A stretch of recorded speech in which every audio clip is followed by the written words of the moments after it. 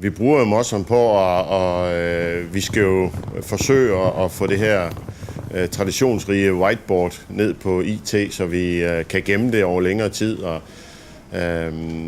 ligesom forsøge at modernisere det hele lidt i stalden, og specielt få alle vores medhjælpere til at indgå i et større samarbejde.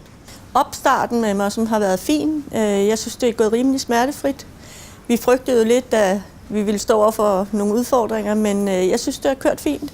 Det er klart, at vi ikke alle sammen lige kække til at få det lært, men samtlige personer, der kommer i stalden, kigger på det hver dag og er interesseret i, hvordan det foregår. Nye rutiner er jo aldrig for os lidt ældre.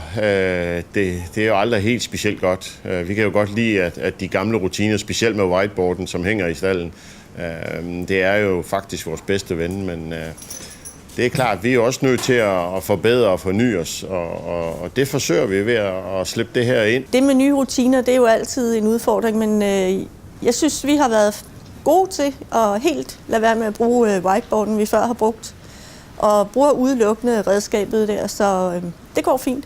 Jeg bruger jo Mosseren specielt om aftenen, bruger jeg det til at ligesom at tilrettelægge dagene og skrive op, hvad vi har lavet i løbet af dagen.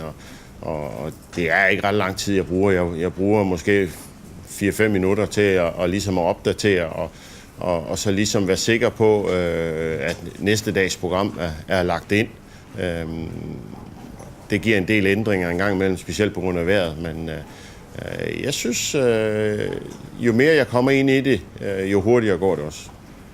Jeg bruger mig også mest om morgenen, når jeg kigger på, hvad der skal foregå. Når man kigger ud på vejret og tænker, hvor mange er der i dag, der skal gå. Og så bruger vi det jo til at lægge ting ind, vi skal huske at fakturere på hestene. Her i starten synes jeg ikke, jo det er klart, der har været nogle udfordringer, men svært har det ikke været. Det har været ret nemt at gå til. De første par uger med Mosseren har jo været okay, synes jeg. Jeg har lavet mange fejl, men det var vel også ligesom tilsigtet. Men jeg synes, det bliver bedre og bedre, og staldpersonale er flink til at prikke til mig og lave lidt sjov med det. Men jeg synes, jeg er ved at komme ind i rutinerne med, hvordan det skal gøres, og lige bruge de der 5-6 minutter hver aften på ligesom at sørge for, at det hele er opdateret. Jeg glæder mig til lidt, når vi kommer et par måneder frem, og så kan gå tilbage og se de ting, jeg egentlig gerne vil se, og som jeg måske har savnet førhen. Det bedste ved Mosseren for vores stald, som vi ser det lige pt., det er, at vi kan gå tilbage og kigge på, hvordan hesten har været den dag, den har trænet, og sådan løbende tilbageblik i, hvad der foregår. Det fedeste ved Mosseren lige nu og her, det er vel det her med, at staldfolkene hele tiden kan gå ind og følge det, der sker.